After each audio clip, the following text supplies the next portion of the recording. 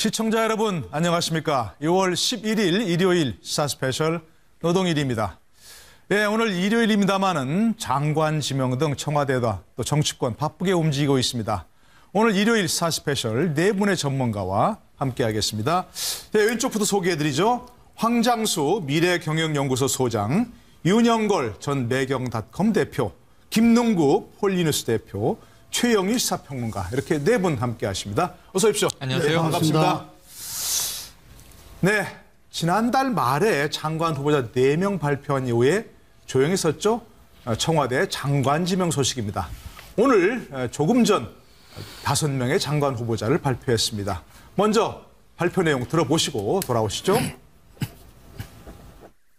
교육부 장관 김상곤 전 경기도 교육감, 법무부 장관 안경환 현 서울대 명예교수, 국방부 장관 송영무 현 건양대학교 석좌 교수, 환경부 장관 김은경 현 지속가능센터 지우 대표, 고용노동부 장관 조대엽 현 고려대 노동대학 원장입니다. 네, 지금 들어보셨습니다마는 부총리 겸 교육부 장관 후보자 김상곤 전 경기교육감 등 5명의 장관 후보자를 발표했습니다. 법무부 장관 후보자의 안경환 전 인권위원장, 국방부 장관 후보자의 송영무 전 해군참모총장, 환경부 장관 후보자 김은경 지속가능센터 지우 대표, 노동부 장관 후보자 조대엽 고려대 노동대학원 원장 등입니다. 자, 우리 패널께 한 가지 여쭤보고 싶은 것. 오늘 발표된 후보자 중에서 가장 눈에 띄는 후보 누구신지 한번 생각해 보시고요. 왜 그런지도 한 번씩 좀 얘기를 해주시면 좋을 것 같습니다. 먼저 황장수 소장께 여쭤볼까요? 예. 저는 김상곤 네.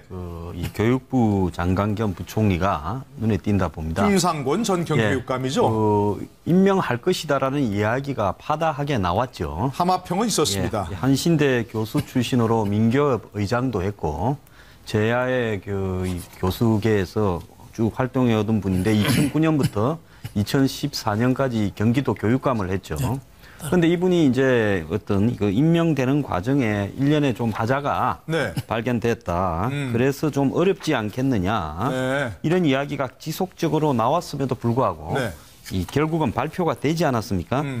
자, 그런 부분으로 봤을 때 이번에 그런 분들이 몇 분 계세요. 네네. 뭐 그분 외에도 송영무 장관도 계속 이름이 언급됐고 법무부 장관도 안경환이 언급이 됐습니다.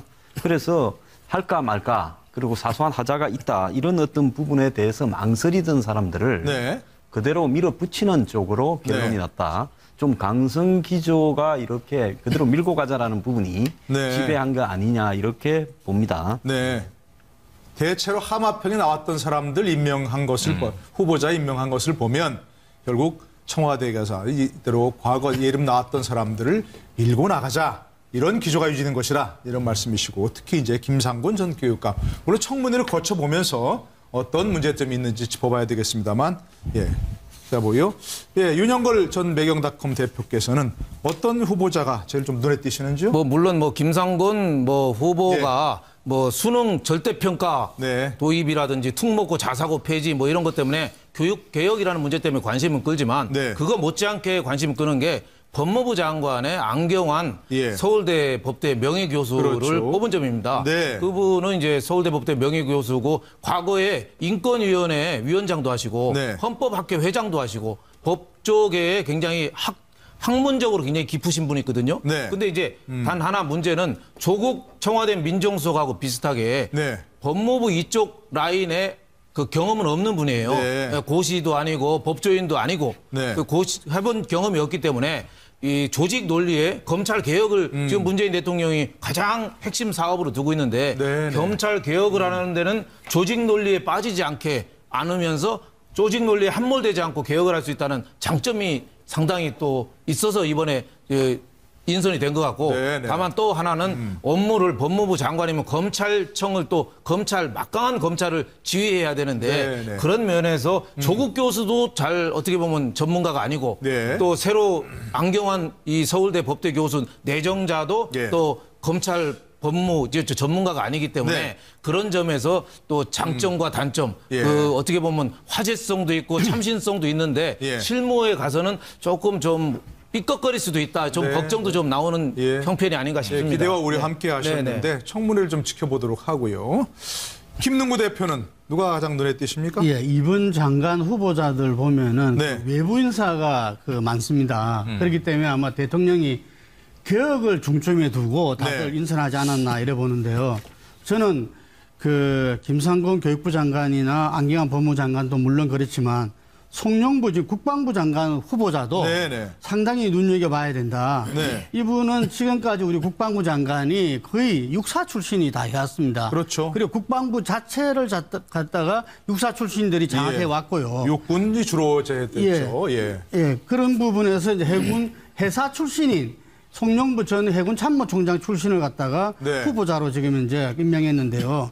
이분이 아마 앞으로 국방 개혁이라든지 뭐 방산 비리 이런 부분에 더욱이나 이번 그 국방부 장관은 이 문재인 장관이 어떤 문민화, 문재인 국방 문민, 대통령이, 문재인 대통령이 국방부 문민화를 갖다 공약으로 내걸었잖아요. 네. 또 그 부분도 준비해야 되는 부분입니다. 네. 더욱이나 지금 이번 월말에 예정돼 있는 그 한미 정상회담에서 네. 사드라든지 방위비 분담이라든지 이런 문제를 실무적으로 지금 이제 총책임지고 준비를 해야 되는 부분이거든요. 예. 그래서 그런 부분을 오랫동안 아마 문재인 캠프에서 국방안보 부분을 네. 책임 맡았던 부분을 그 인선하지 않았나 보는데 앞으로 국방부 부분이 상당히 주목될 거라 봅니다. 네네.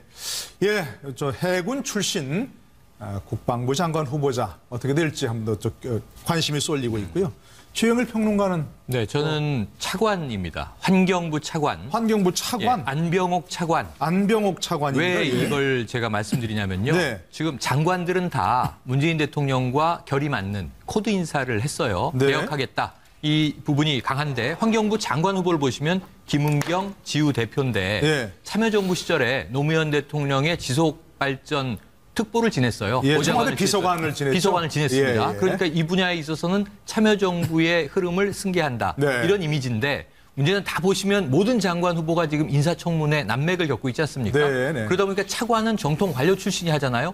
지금 한승희 국세청장 같은 분은 서울지방국세청장이었기 때문에 네. 당연직으로 지금 승진을 하는 모양새예요. 네, 네. 그런데 이 한병옥 환경부 차관은 안병옥입니다. 네, 안병옥 지금 환경부 차관은 이분은 시민운동가 출신이에요. 네네. 그러니까 이 환경운동연합의 사무총장 출신이에요. 예, 예. 그러니까 장 차관을 모두 다 어찌 보면 굉장히 급진적인 환경주의자들로 채운 거예요. 그래서 네. 제가 오늘 인선을 보면서는 문재인 정부가 환경 정책은 상당히 좀 기존의 네. 흐름에 비해서는 아하. 급진적으로 가겠다. 네. 장관이 인사청문회에서 좀 뒤늦게 네. 혹은 뭐 낙마 가능성도 남아 있는 거죠. 이 임명이 된다 하더라도 네. 차관 중심으로 즉각적으로 환경 문제는 문재인 대통령의 뜻을 받들어서 정책을 즉시 시행할 것이다. 이렇게 보여지는 것이 예, 예. 이게 뭐 미세먼지 대책이라든가 에너지 정책 이런 부분들에 대해서 대통령 공약이 많지 않습니까? 네. 그래서 환경부가 상당히 좀 활발해질 것으로 전망을 해봅니다. 예, 환경부에 좀 힘이 실릴 것 같다 이런 말씀이신데, 자 아까 우리 저 황장수 소장 잠깐 지적하셨습니다만은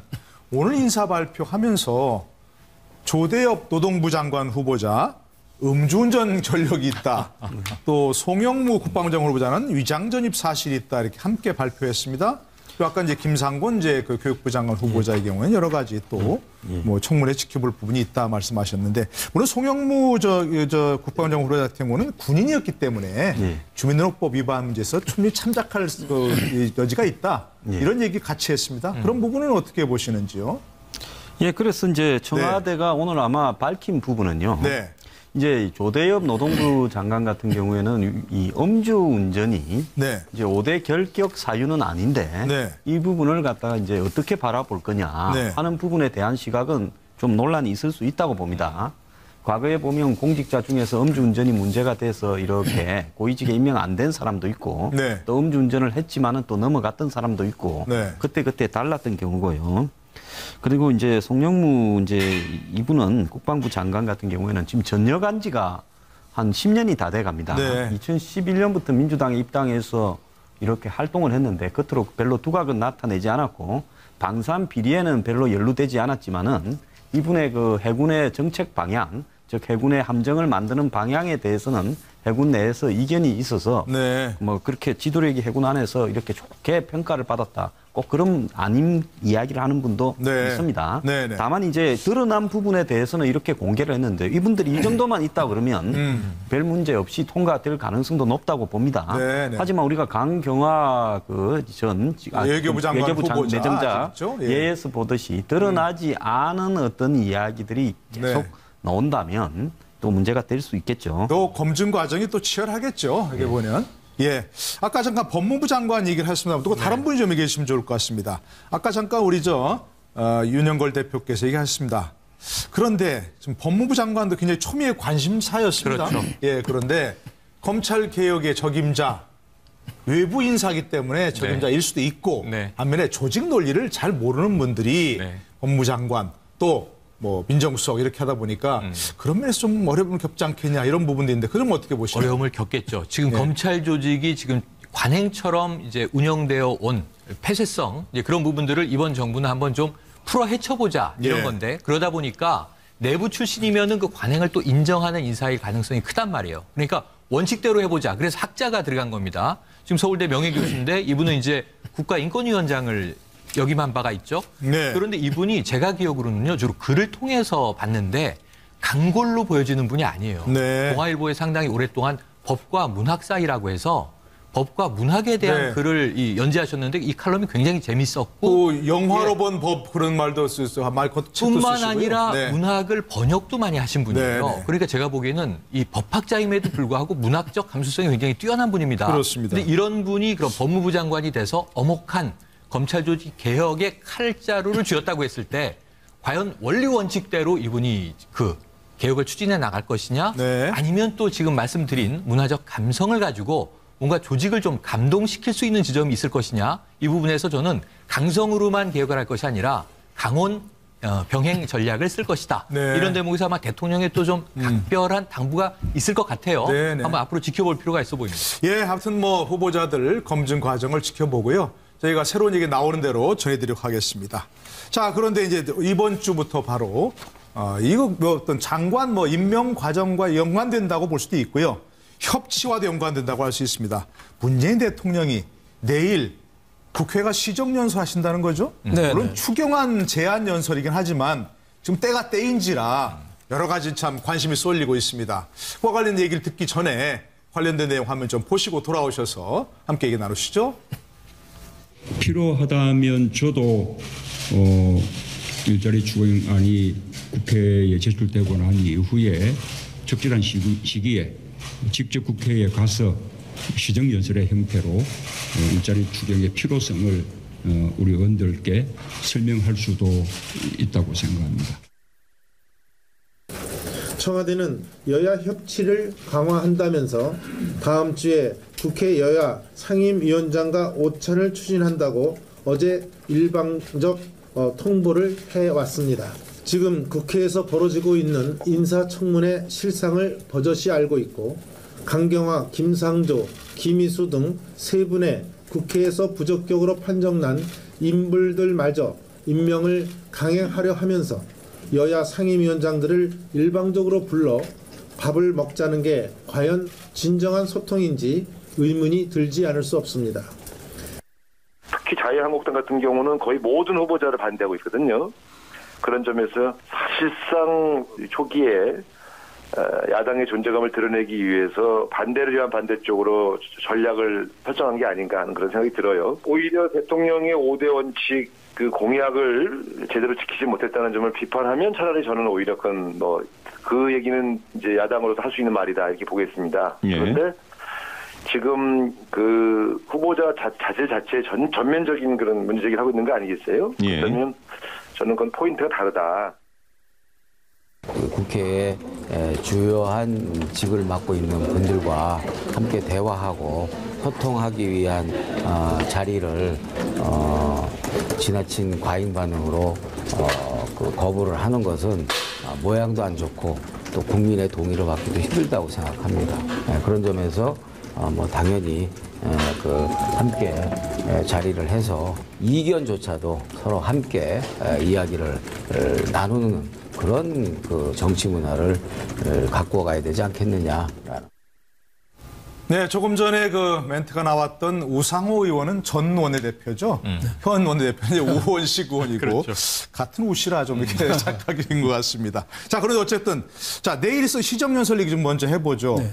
추경 관련해서 하는 얘기는 한 대통령이 직접 다 시정연설하는 건 처음이라면서요. 그렇죠. 왜 네. 때가 때인지라 이게 추경 얘기만 하겠습니까? 네. 물론 뭐 추경도 지금 뭐 장관 인선도 쉽지 않고 네. 사실 추경도 쉽지 않습니다. 추경에 대해서 저 국민당도 지금 반대하고 야당이 다 반대하고 야당도 있죠. 반대하고 있고 또 공무원 일자리 12,000개 늘리려고 겨우 추경하느냐. 네. 민간 기업에서 일자리 늘려야지 이런 식으로 국민의당까지 반대하고 있으니까 쉽지 않아서 내일 시정 연설을 하면서 네.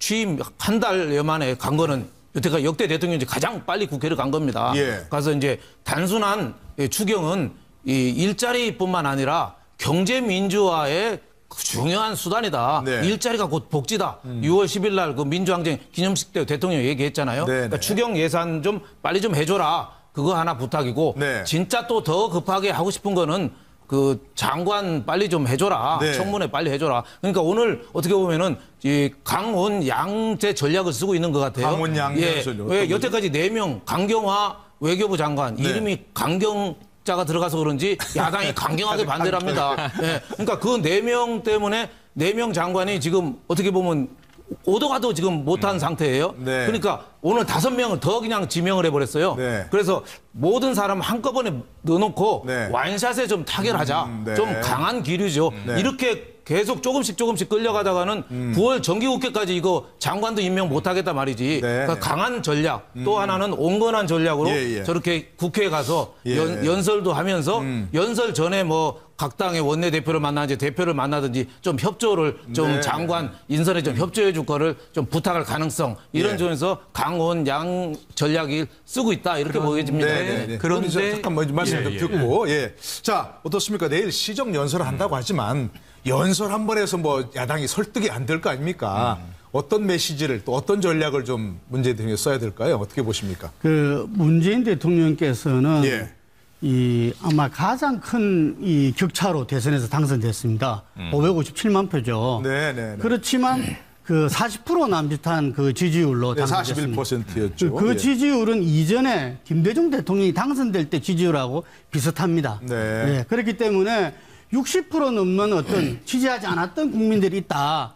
나는 이 두 가지를 갖다가 같이 가져가야 될 것 같고요. 네. 그러면서 지금 현재 대통령 지지도, 국정 지지도는 80%가 넘고 있습니다. 네. 예. 그래서 압도적인 국민의 기대를 받고 있다. 이렇게 봐야 되거든요. 그러면서 지난 총선 때 여소야대, 이번 대선 때 그 오자구도 이 속에서 국민은 분명하게 협치를 바라고 있다. 네. 그 협치는 저는 남경필 경기지사가 그 이야기한 부분이 어느 정도 일정 이 일리가 있다는 생각이 듭니다. 네. 뭐냐면 협치는 그냥 이렇게 그 형식적으로 하는 게 아니라 권력을 나누는 것이다. 네네. 이러니 나눠야만 협치가 제대로 될 수 있다. 그 경기도 같은 경우는 협치 부지사를 두고 예산 인사를 갖다가 예. 다 함께 의논해서 결정한다는 거죠. 그래서 그거하고 대통령제에서 대통령이 인사하는 거하고는 다르지만 어쨌든 대통령 인사에 있어가지고 이번에 인사청문회에서 지금 이런저런 문제가 지금 그 드러난 부분도 있고 네. 지금 이제 야당의 거센 반대 속에서 지금 표류하고 있잖아요. 네. 그러면은 이 내일 그 최초의 어떤 추경 시정 예설도 시정 연설이지만 정말 대통령이 당선된 이래요. 국회에 다른 대통령보다는 훨씬 한 달 좀 지나서 지금 국회에 나오신 거거든요. 그렇죠. 예. 그럼 여기서 그 대통령께서 지금 이제 여러 이 기념식에서 기념사를 아주 명문의 어떤 연설을 하셨거든요. 네. 그래서 국회에서도 역시 협치에 대한 어떤 본인의 각오, 실제적 구체적 방안까지를 구체적으로 풀어놓는 아하. 그런 시정연설이 돼야 되지 않느냐. 예. 그래서 그 시정연설 이후에 그 국회의장과 함께 여야 대표들을 만나서 네. 이번 청문회에 관해서 협조, 그리고 거기에서 만약에 양보할 게 있으면은 네. 양보를 하고 이렇게 해서 한 타례를 저는 풀어나가야 된다. 네. 그런 모습을 보여주셔야 내일 나오는 것이 의미가 있지. 예. 그렇지 않으면 오히려 더 냉각할 수 있다 이런 봅니다. 대통합과 협치에 관한 구체적 방안을 내놓으셔야 된다. 이런 말씀이신데 아까 뭐 좀 중요한 저는- 얘기 하실 거 있습니까? 그렇죠. 내일 시정연설의 이 평론가적인 예견인데요. 네. 이 문재인 대통령은 국면 전환을 위해서 구구한 이야기를 해봐야 내일 이제 여야 갈등만 시끌시끌할 거고요. 네. 한 가지 카드를 딱 던질 가능성이 있습니다. 어떤 카드? 대국민 사과입니다. 아. 처음에 4명 후보를 내놨을 때 야당은 사과하시오 그랬거든요. 네. 그런데 무슨 얘기를 했냐면 문재인 대통령은 수석 이 보좌관 회의에서 자, 인사 기준을 명확하게 만드시오. 이거 인사수석하고 네. 국정 이 기획 자문위에다 얘기를 했고요. 그리고 임종석 비서실장이 자, 양해를 당부드린다. 고개를 네. 숙였었잖아요. 예. 근데 야당이 대통령 사과가 아니면 안 된다. 임 실장 사과 받아들일 수 없다. 그때부터 시끄러워졌거든요. 네. 자, 문재인 대통령의 성향과 성격상 문제가 있다면 국민들 앞에 머리를 숙이는 것은 얼마든지 할 수 있는 성향의 인물입니다. 네, 네. 그렇다면 내일 시정연설, 추경 얘기를 주로 하겠지만 자, 국민 눈높이에 부실한 점이 있었다면 인사에 대해서 사과드린다. 네. 그리고 지금 청와대에서 어제 오늘 흘러나오고 있는 얘기는 1차 인사 파일로 다시 돌아갔다. 새로운 인물 찾기를 하는데 예. 흠결 없는 사람을 찾을 수가 없더라. 그렇다면 흠결이 있더라도 능력 중심으로 써야겠다. 네. 하고 다시 이제 처음에 제껴놨던 파일들을 다시 보고 있다는 거 아니에요? 네. 그래서 지금 인사가 나오고 있는 거예요. 그럼 네. 내일 대통령은 자, 실제로 진행해보니 문제가 있습니다. 네. 근데 이 부분에 대해서 제가 이 후보 시절에 얘기했던 공약을 철저히 지키지 못한 것은 사과드린다. 네. 하지만 이것을 폐기하지 않고 앞으로 지켜나가기 위한 노력은 계속 할 텐데 네. 우리 모두 이 정치인들을 포함해서 공직자가 함께 자기 성찰, 자기 검증, 자기 관리를 해야 될 숙제가 아니겠습니까? 네네. 저 대통령인 저는 국민들 앞에 사과할 테니까 인사 문제에 대해서 그럼 정치인 여러분 모두 함께 맑은 사회를 위해서 나갑시다. 이런 정도가 연설이 네네. 나오고요. 지금 저는 묶어서 한번 사과를 할 거라는 예상을 했었는데 네. 지금 17명 내지 18명의 장관 후보 중에 오늘로 11명이 발표가 됐거든요. 네. 그렇다면 이 중간을 넘어갔으니까 한 번쯤 대통령이 이것을 끊어주는 그런 발언은 필요해 보인다는 생각입니다. 예.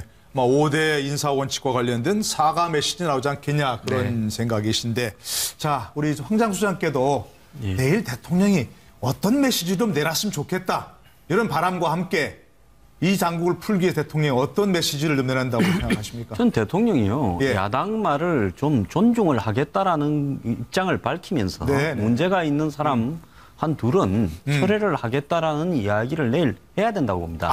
그렇게 하지 않고 협치를 말로만 하고 말로만 사과하는 것이 네. 과연 야당을 갖다가 이렇게 설득할 수 있을 것인가. 지금 한번 부딪히는 부분을 한번 보세요. 추경, 인사, 사드, 방미에 다 지금 예. 전선이 형성되고 있는데 인사 문제에서도 지금 전혀 부딪히지 않고 오늘 임명한 5사람입니까? 이분들은요 전부 예. 그 과거에 노무현 정권 때 이렇게 그때부터 같이 손을 맞춰오던 분들입니다. 네네. 그러니까 자기 정권의 색채를 더 강화했거든요. 자, 이런 속에서 지금 지지율이 80%가 넘어간다 이렇게 보고 있지만은 야당도 지금 지지율이 10% 초반대나 한 자리 숫자지만은 네. 야당의 입장에서는 어차피 선거 오래 남았기 때문에 앞으로 한 6개월 이상 지지율에 우리는 뭐 지금 문재인 정부가 아무리 높고 우리 지지가 아무리 낮더라도 거기에 끌려가지는 않겠다. 오히려 우리가 여기서 싸워야 네. 우리 지지가 회복된다. 야당은 지금 그렇게 생각을 하고 있어요. 네. 또 추경 예산을 바라보는 관점이 공무원을 이렇게 늘려가지고 나중에 뒷감당을 어떻게 하냐. 돈이 끝없이 들어가는 거 아니냐. 네. 또 채권 발행을 하지 않는다라고 이야기하지만 궁극적으로 박근혜 정부에서 담배값 인상 등으로 늘어난 세수를 가지고 하겠다는 거 아니냐. 이런 식으로 낭비적 추경은 대통령 취임 일종의 이 축하 예산 아니냐. 이런 네. 식으로 바라보는 시각도 있어요. 거기에 지금 사드를 갖다가 지금 이렇게 불이 질러져 있고 그 사드에 때문에 방미 때 야당 의원을 같이 동반한다 이렇게 이야기하지만 야당 입장에서는 그렇게 불을 질른 사람은 더 현 정부와 여건인데 왜 야당 의원을 방패막이로 데려가냐 이런 시각도 있단 말입니다. 네. 그렇기 때문에 야당으로서는요 당분간 대통령이 명분을 실제 행동으로 보여서 던지기 전에는 네. 야당이 지금 받기 어려운 상황일 거다 이렇게 봅니다. 네. 그러니까 구체적인 명분을 줘야 된다. 야당이 움직일 수 있는 명분을 줘야 한다. 이런 말씀이시겠죠. 윤 대표께서는 혹시 좀 내일 좀 정말 이런 메시지를 좀 듣고 싶다, 보고 싶다. 이런 조언을 좀 주시면? 저는 내일 그 대국민 사과 메시지는 안 할 가능성이 좀 높다고 봐요. 네. 왜냐하면 앞으로도 장관 후보를 6명 정도 더 내정을 해야 되거든요. 그렇죠. 지금 오늘 발표한 5분들도 그동안에 계속 늦춰져 왔던 게 여러 가지 시비가 좀 있었던 그렇죠. 거거든요. 뭐 오늘도 검증을 더 발표할 때 하려고 하겠습니까? 음주운전도 있고 뭐 네. 위장 전입도 있고 또 오늘 얘기 안 나온 사람 중에서도 몇몇 하자가 있다고 있겠죠. 좀 소문이 예. 좀 있었거든요. 네. 그래서 6명 장관을 저는 빨리 어떻게 보면 내놓고 사과를 하더라도 완샷에 나중에 하지 않겠느냐. 네. 나중에 일괄 타결해야지. 네. 지금 이거는 하나하나 하다 보면 예. 어떻게 보면 지금 강경화 일병 구하기거든요. 지금. 네, 네. 예, 강경화 외교부 장관만 철회하면은 다른 분들은 지금 김희수 헌재 소장이나 또 저기 김상조 공정거래위원장은 사실 타결될 가능성이 많아요. 네. 근데 지금 국민의당도 지금 반대를 하고 있거든요. 강경화 외교부 장관 네, 그건 후보자가 나중에 얘기하시고 예. 내일 좀 포커스를 맞춰주시면. 네, 그러니까 저는 아예 여기 대해서는 그냥 시정연설에는 거의 그냥 개괄적인 얘기만 하고 어떻게 장관 내정에 대해서는 구체적으로 얘기를 안 하고 따로 만났을 때 좀 협조를 요청하는 식으로 하지 않겠느냐. 그래서 저는 내일 시정연설은 추경 예산에만 집중할 것 같다. 저는 이런 생각이 듭니다. 그리고 따로 원내대표나 국회 야당 대표를 만나서 거기서 좀 협조 좀 구하는 그런 식이 되지 않을까 싶습니다. 내일 야당 대표들을 뭐 따로 면담을 하신다고 하는데 그럼 야당 대표들 갈까요? 지금 상임위원장단 오찬하는데 아까 이제 잠깐 우리가 정우택 그 자유한국당 원내대표 얘기를 들었습니다만 안 가겠다는 거 아닙니까? 밥 먹으러도. 근데 내일은 어떻게 같이 만나서 할까요? 상임위원장 모찬에는 좀 가는 게 좋을까? 어떻게 보십니까? 예, 그거하고는 좀 다르죠. 청와대 가는 거하고 국회에 대통령이 왔는데 국회의장실에서 예를 들면은 이렇게 국회의장과 함께 원내대표 회동을 하는 것은 그거는 다른 차원이라서 아마 내일은 만나시고 정우택 원내대표도 내일은 참석하실 거다. 저는 이렇게 보고요. 그리고 이 지금 자유한국당에서 상임위원장들 이렇게 대통령과 해당 부분에 뭐 덜널이 설 수 없다. 다들 안 가겠다고 한다. 이렇게 이야기했는데 제가 볼 때는 우리가 전쟁 중에도 협상을 하잖아요. 그렇기 때문에 그 대통령과 이전에 보면은 박근혜 전 대통령 때 소통이 안 된다고 난리였잖아요. 또 대통령이 보자고 그러면은 야당 대표든 야당 상임위원장이든 자주 보는 게 좋습니다. 자주 보고 그 자리에서 분명하게 야당의 입장과 그 본인들이 주장을 갖다가 이야기를 하시고 그냥 밥만 먹고 이렇게 사진만 찍고 오는 게 아니라 그게 분명히 야당과 또 야당을 지지하는 국민의 목소리를 갖다가 대통령한테 전달하고 그 속에서 대통령이 또 입장 변화도 일어날 수 있는 거고 그런 거거든요. 그래서 그런 부분을 예단을 해서 뭐 덜널이 사진 찍기 안 하겠다 하는 것은 제가 볼 때는 좀 아니다 이렇게 생각합니다.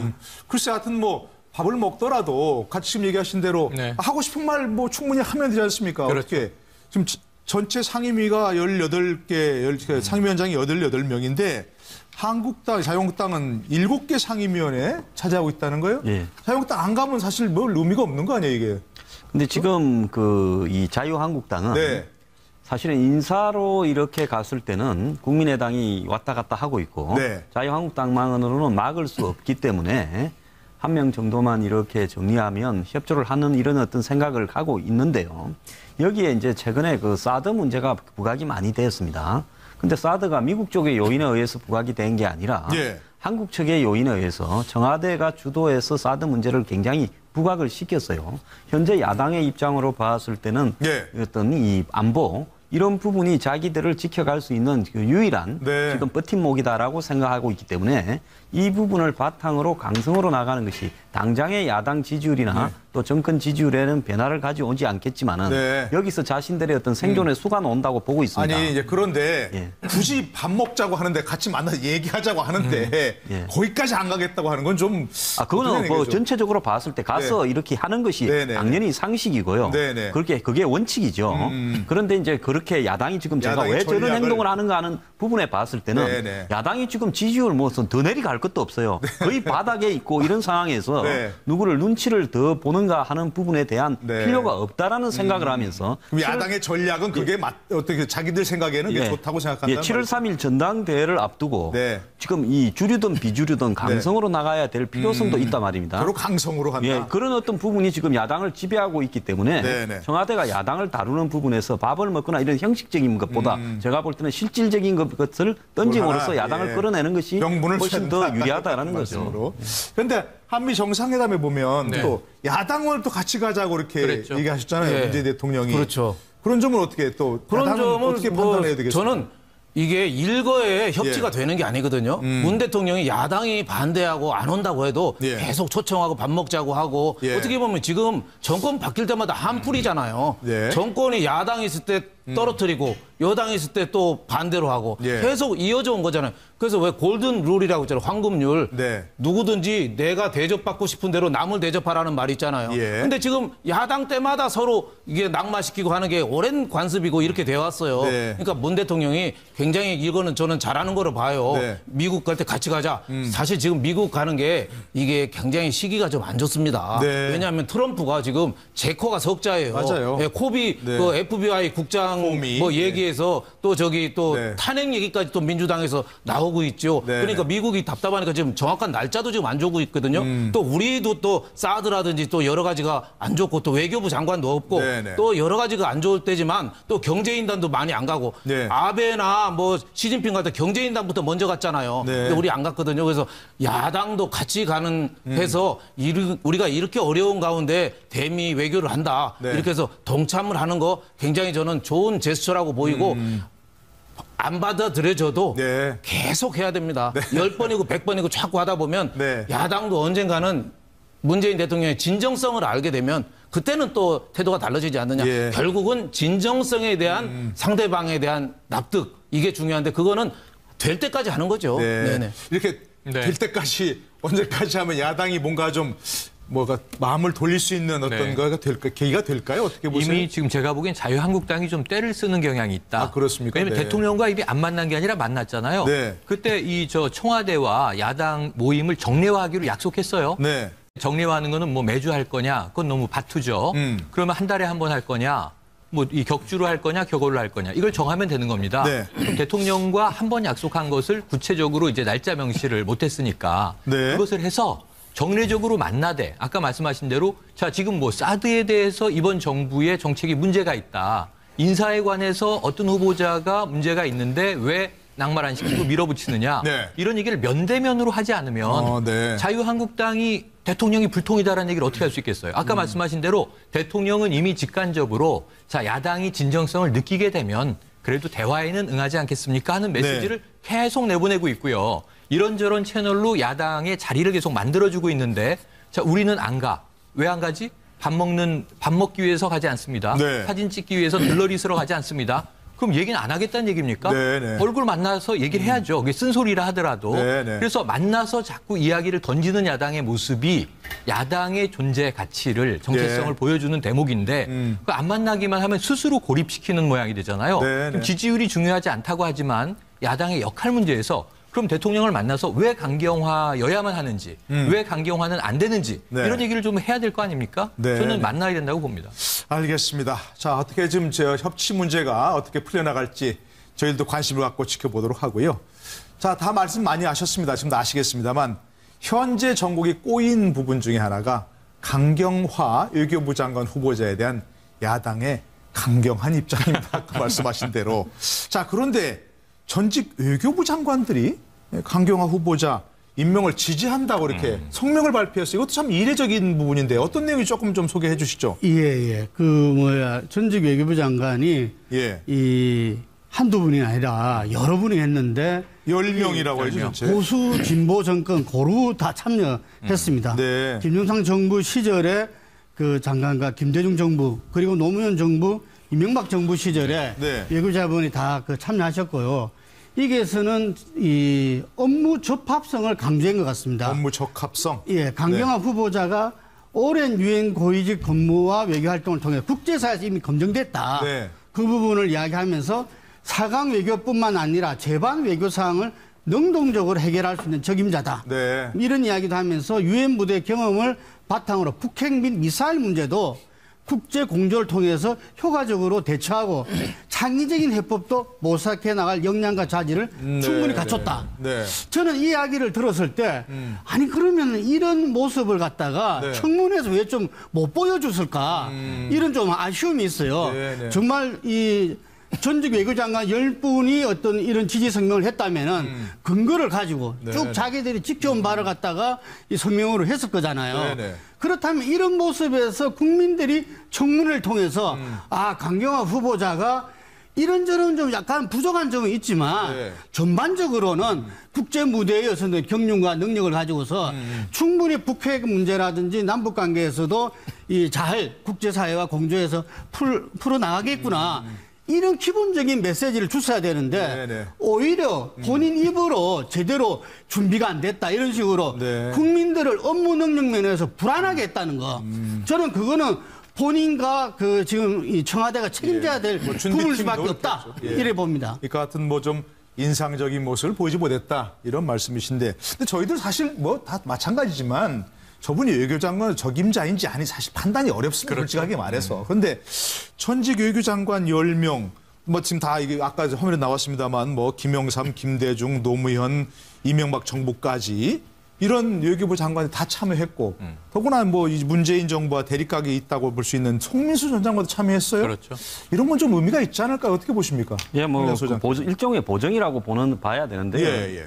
이번 정부 들어서 이 보정이 좀 너무 낮아지고 있어요. 보증이 예. 지난번에 김상조 공정거래위원장한테 예. 이제 경제학 교수나 정운찬 전 총리 등 비롯한 498명이 그랬고, 그랬다 그러죠. 또 김희수 또 이 헌재 소장한테 5.18 관련 단체나 네. 또 심지어 과거에 이제 버서 그 운전을 해서 판결을 받았던 분까지 또 등장을 하고 네. 이렇게 가는데 사실 저는 이런 부분에 대해서는 좀 반대합니다. 왜 그런가 하면요. 드러났던 문제나 정책 네. 능력이나 또 의혹이나 이걸 있는 그대로 해서 국민 앞에 비춰져야지 네. 그 사람의 능력을 남들이 자신의 권위를 빌어서 그렇다라고 이야기하는 것은 저는 좀 문제를 풀어가는 좋은 방식이 아니라고 봐요. 네. 그리고 지금 강경화 후보자의 문제가 좀 더 악화되고 있는 부분이요. 네. 한간에 지금 소문이 바닥에 퍼져 있는데 이 다른 사람 한 명을 포기하면 포기했지 강경화 후보자는 끝까지 밀고 가겠다라는 이야기들이 지금 온 장안에 상당히 많이 번져 있습니다. 그렇습니까? 이런 이야기를 들으면서 저는 뭐 여러 사람한테 그 이야기를 들었습니다. 예. 그럼 들으면서 야당은 점점 더 이 부분에 대해서 그러면 끝을 한번 보자 이런 식으로 네. 지금 가고 있는 굉장히 비합리적인 어떤 장관 간의 선택이 가고 있거든요. 예. 그래서 정권 초에 강경화 후보자가 과연 이런 부분을 감수할 만큼 네. 그런 가치가 있는 부분인가 하는 부분을요. 한번 저는 문재인 대통령이야 정권의 핵심에서 좀 생각을 해볼 필요가 있다는 겁니다. 역대 정권에 보면 낙마 안 하고 전부 다 밀어붙여서 전부 다 통과된 정권이 어디 있습니까? 그 낙마라는 거는 그냥 이 정가의 보도처럼 전쟁에서 뭐 전사자들이 속출하는 것처럼 당연히 이렇게 받아들여야 되는 부분인데요. 그런 부분에 대해서 지나치게 이런 어떤 뭐랄까 어떤 고집이랄까 이런 것이 밀고 가는 거 아닌가 이런 생각이 듭니다. 외교부 근데 뭐 어떤 야당도 뭐 이 사람만은 꼭 낙마시켰다 이것도 바람직하지 않고 지금 말씀하신 대로 정부 여당에서도 다른 사람이 어떻게 되더라도 이 사람만은 꼭 지키겠다 이것도 사실 바람직하지 않대도 순리적이고 합리적으로 그죠? 그렇죠. 국민들 보기에 이 사람은 부록하다든가 이 사람은 꼭 뭐 적합하다든가 이렇게 판단이 돼야 되는 거 아닙니까? 그렇죠. 외교부 장관 10명이 해서 제가 보기에는 강경화 후보자에 대한 부정적인 여론이 조금 많거든요, 지금. 네. 그래서 여론을 호전시키는 데는 조금 도움은 되는데 제가 보니까 야당을 돌리는 데는 제가 보기에는 역부족이다. 이런 생각도. 야당은 지금 완전히 읍참경화라고 하죠. 읍참경화. 그런 말도 좀 원래 쓰다가 삼국지의 읍참마속 울면서 말 안 듣는 마속을 목을 쳤잖아요. 그것처럼 제갈량이 그것처럼 강경화 후보자에 대해서 쳐라 이렇게 얘기하는데 외교부 장관 10명이 한 거는 저는 큰 여론은 우호적으로는 하는데 큰 도움은 안 되는 게 이게 되게 외교부 장관 전직 10명이 모여서 자발적으로 결의한 게 아니고 이런 유형의 거를 보면은 외교부 공무원 후배가 전화 옵니다. 이런 거 하려는데 어떻게 장관님 좀 도와주셔야겠습니다. 그러면은 뭐 그거를 좀 반대하기가 쉽지 않거든요. 그래서 뭐 그런 과정을 거쳤는지 안 거쳤는지 아직 모르고. 확실히 모르는 되게 유형이 좀 그런 식이기 때문에 그리고 또 강경화 후보자에 대해서는 도덕성하고 업무 능력인데 지금 도덕성보다도 업무 능력이 좀 더 문제가 된 거거든요. 그러니까 우리가 지금 4강 외교가 미국이 사자고 중국이 곰이고 일본이 여우고 러시아가 늑대인데 이 4개의 야수들을 당장 내일부터 상대해야 되거든요. 거란족을 상대했던 서희 장군처럼 셋지혀로 내일부터 그 사람들을 국방부 장관보다 지금 외교부 장관이 더 중요합니다. 그렇죠. 셋지혀로 제압을 해야 되는데 과연 저렇게 사드에 대해서 공부가 안 됐으니까 공부 좀 더 하겠다고 하니까 국민들이 불안감이 커진 거죠. 그래서 김동철 국민의당 원내대표가 문 대통령이 아마 그 청문회 한 거 비디오 테이프로 보면 생각이 달라질 거다 뭐 그런 얘기도 했는데 그런 업무 능력 면에서 조금 많은 그 불안한 감이 있는 건 사실인데 예. 그거를 문 대통령이 관철하려면은 조금 더 확신을 좀 줘야 되지 않느냐 이런 생각이 듭니다. 예, 네. 좀 뭐 사자, 곰, 여우, 늑대를 상대하려면 대한민국은 호랑이 돼야 되겠는데. 네. 아니 그래서 지금 예. 임 대표님 말씀에 제가 동의하기 때문에 저는 네. 다른 관점을 좀 말씀드리고 싶은데 네. 자, 읍참 경화를 했어요. 장수가 없어요.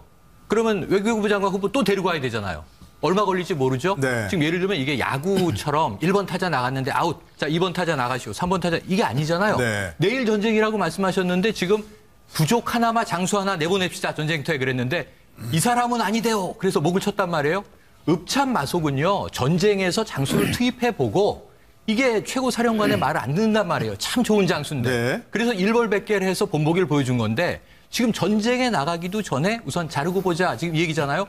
청와대도 고집이지만 이와 똑같은 반작용이 야당에도 있어요. 예. 야당에선 처음에는 이 강경화 후보가 아니었고 3명 중에 1명은 반드시 낙마시켜야 야당의 면이 선다였어요. 네. 근데 흘러 가다 보니까 강경화 후보로 지금 타겟이 정해진 겁니다. 저는 이게 평론가의 상상을 한번 써볼게요. 청와대가 강경화 후보를 임명 강행합니다. 그럼 야당은 실력 행사를 해야죠. 네. 어떻게 될까요? 국회도 안 한다는 거 아니에요? 투표 표결해야 되는 인물이 하나 있죠. 네. 김일수 헌재 소장이 후보가. 날아갈 가능성이 큽니다. 네. 왜냐하면 이건 실력 행사를 하게 돼 있잖아요. 네, 네. 반드시 인준을 통과해야 되니까. 네. 그러면 장관을 임명 강행을 대통령이 하면 이거 봐라. 그러고 한 명을 낙마시키는데 유일하게 이 헌재 소장만 낙마시킬 거 아니에요. 네. 그러면 이제 장군, 멍군, 피장, 파장 됐습니다. 그다음에 인사청문회 나머지 남아있는 10여 명 계속 해야죠. 자, 그러면 야당 뭐라고 얘기하겠습니까? 우리는 김희수 헌재 소장을 잘랐다. 강경화 장관을 밀어붙였기 때문이다라고 얘기하고 국민들에게 명분이 되는 얘기일까요? 이게 하나 자르고 하나 네. 살려주고 이게 그럼 예를 들면 누군가를 잘라내야만 야당은 우리의 존재감을 과시했다.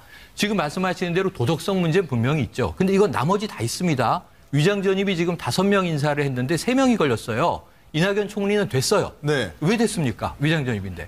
김상조 후보는 위장 전입은 문제 안 삼고 배우자의 특혜, 취업을 문제 삼겠다, 고소하겠다. 그럼 왜 김상조 위원장은 위장 전입이 면이 됩니까? 그러니까 이런 문제를 어떻게 설명할 수 있습니까? 국회와 정치권이. 네네. 예, 하여튼 저희가 이게 참 처음 보는 장면이 아닙니다. 그렇죠? 정권이 바뀌면 공수만 교대하지 똑같은 장면이 지금 되풀이된 겁니다. 그렇죠. 어디선가 본 장면이고. 맞아요. 그래서 저는 지금 이 부분에서 말입니다. 이 부분에서 꼭 하실 말씀 있습니까? 문재인 대통령과 청와대 네. 그리고 더불어민주당이 이렇게 유익 있게 봐야 될 부분이 네. 이 국민의 눈높이에서 그 인사를 해나가겠다 그랬잖아요. 예. 이낙연 총리 때는 이낙연 총리의 국회 동의를 지지하는 사람들이 네. 60% 넘었어요. 네네. 근데 지금 강경화 후보자는 어느 조사에서 보면은 상당히 부정적인 의견이 더 많아요. 예. 이게 야당이 결사 반대뿐만 아니라 청문회를 지켜본 국민들의 어떤 입장이다, 네. 이 여론이다. 이런 점을 갖다가 좀 되새겨 주셨으면 좋겠어요. 알겠습니다. 참 어디선가 본 장면 이제는 이런 악순환의 고리를 좀 누군가가 끊어줬으면 좋겠다 하는 생각이 들고요. 이 난국을 풀 묘수를 좀 정치권에 발휘해 주길 바랍니다. 자, 그런데 어제 좀 이게 또 관심을 가졌던 부분 중에 하나가 차관 인사입니다. 그렇죠? 자, 같은 종씨라도 그렇게 하면 노태강 혹시 아십니까, 차관? 나쁜 사람이라고 하더라 이런 얘기였는데 화려하게 부활했습니다. 맞습니다. 잠깐 보시고 한번 돌아오시겠습니다. 박근혜 대통령이 나쁜 사람이라고 이라고 찍혔죠. 예, 그렇게 알고 있습니다. 왜 그랬습니까? 왜 찍혔습니까? 왜 나쁜 사람이 됐어요? 네. 승마협회 관련 상황을 보고를 하고 그 보고서가 아마 마음에 들지 않았다고 그렇게 알고 있습니다. 지금 심정이 어떠세요? 사실 공무원으로서 대통령한테 지적을 받는다는 것은 상당히 견디기 힘든 상황이었습니다. 굉장히 당황스러웠죠. 공무원 하면서 일을 잘했다 못했다 이거는 얘기는 들을 수가 있는데 나쁘다 좋다는 얘기는 제가 처음 들었기 때문에 우선 당황했습니다. 네, 전 정권의 나쁜 사람이었다가 이제 현 정권에서 문화체육관광부 2차관으로 화려하게 부활했습니다. 자, 이렇게 부활한 노태강 차관 그리고 또 윤석열 지검장도 그런 거죠? 예. 서울지검장도. 그것도 그렇고 이런 인사의 의미를 어떻게 보십니까? 예, 피우진 또 보훈처장 같은 경우에도 사실상 군에서 옷을 벗고 나갈 때 소송까지 하고 승탄하지 않았죠.